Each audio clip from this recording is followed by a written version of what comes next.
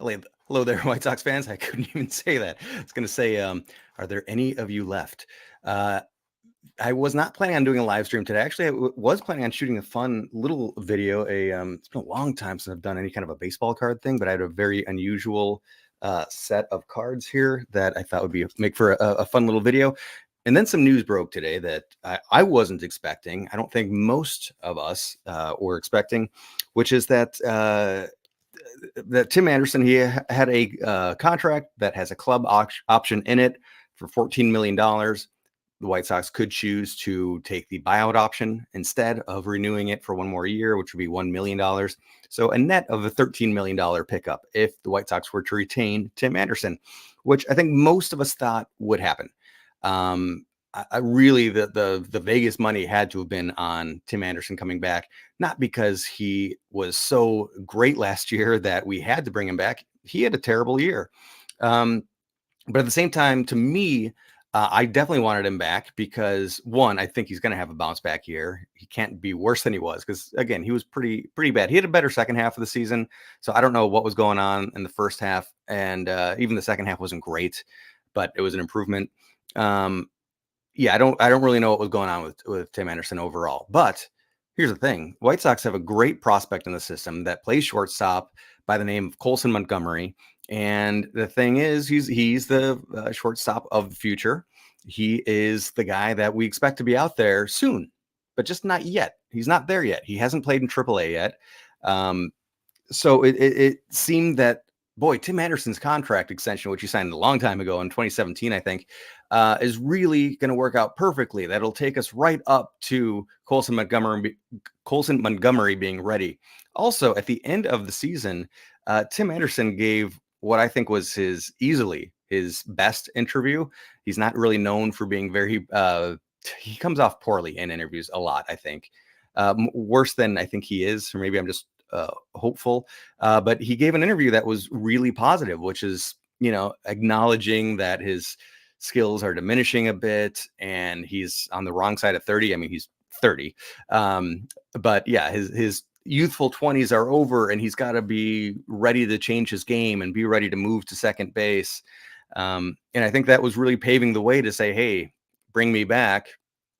If Colson Montgomery ends up having an amazing time in AAA this year, if you bring him up, you can push me over. I'll change positions for this kid so I can stay on the team. But that's not going to play out. The White Sox chose to buy out Tim Anderson for that $1 million, opening yet another hole on this team full of holes, saving $13 million in the process. But it's such a surprising move to me because, yeah, like I said, the White Sox have so many holes to fill. 13 mil is nice, but in the grand scheme of a major league budget, it's not like we'll be able to bring in multiple people for that. Plus, who is the answer right now at shortstop? Is it Zach Remillard? Is it Romy Gonzalez coming back from injury? We don't really have anybody that's really equipped to take that spot and to fill in at even Tim Anderson's lowest levels. And again, I think Tim Anderson has the ability to provide a spark.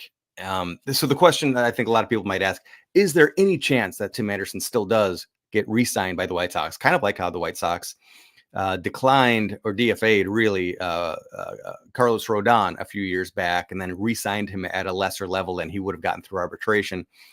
Technically, it's true. It's possible.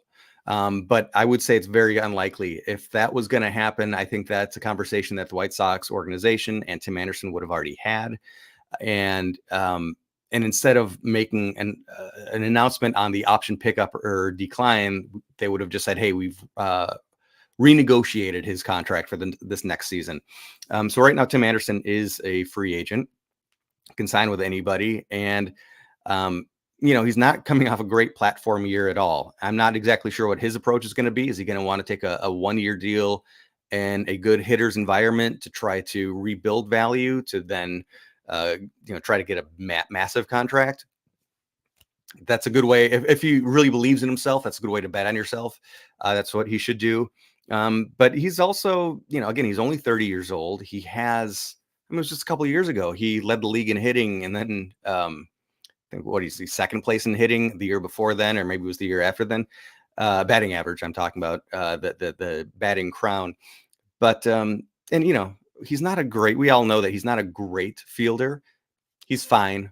I mean, he's league average, maybe. Maybe I'm being optimistic saying league average. Uh, but I think a move across the diamond to second base would help him out even more. Those throws would be a lot shorter. He's also, I think he's not as bad as a lot of people make him out to be when it comes to his glove. But yeah, there's room for growth there. But so looking at who are the free agent shortstops right now, and this is from MLB Trade Rumors. At shortstop, currently available on the free agent market is Nick Ahmed, Elvis Andrews. Javi Baez has the chance to opt out of his remaining 4 years, $98 million. He's not going to opt out. There's no way he would make that much on the free agent market. So remove Javi Baez. Not that we would want him anyway. Yu Chang, Brendan Crawford, Paul DeYoung, Isaiah Kiner Falefa is the most interesting name on this list so far. Adalberto Mondesi, maybe similarly interesting. They're both in their 20s. IKF 29, Mondesi 28. Neither of them are difference makers. Those would be great depth pieces. Kevin Newman, Ahmed Rosario. There's an asterisk by his name, so maybe he's got a player option. And then Joey Wendell. So nobody on that list is what I think would have as good of a year next year. Maybe Brendan Crawford, even though he's 37. I wouldn't bet on almost any of them to have to be better than Tim Anderson next year. Yeah. So again, a hole is created with the removing of Tim Anderson from the team. More money is saved, but where's that going to be reinvested? And we still have that shortstop hole to fill. Anyway, I do have plans for other videos. It's been a long time since I've done any kind of a video, as you all know. But I do want to get back into it because it's going to be a very interesting offseason. To me, this is a signal, even though the front office, our new front office, I wanted to do a live stream chat when Chris Getz was named our new general manager. But man, I had nothing positive to say from that. I mean, other than the fact that there's a change. Change is good in general, but I wish it was more of a change. That said, yeah, there's a lot. This is going to be an unusual offseason. This to me signals that the White Sox are going into a more of a rebuild mode. That maybe they're going to try to have it just be a 1 year turnaround where we take yet another step back. We had 101 losses this year. How can there be even further of a step back? But that might be the plan. To me, if I put my general manager hat on, next thing I do is, well, I would have picked up TA, but I would have got to extend Dylan Cease right now. I don't know if he's open to that, but I would start talking, and you're going to pay fair market value. You're not going to get a hometown discount, but we have so few starting pitchers right now, and making an extension on somebody like Dylan Cease could show everybody else out there, other free agents, that listen, we are willing to spend some money on players who are of quality, and we're trying to build something, and we don't want to go completely backwards. We don't want to lose what we have. So, this core that we once had in place is just falling apart so quickly.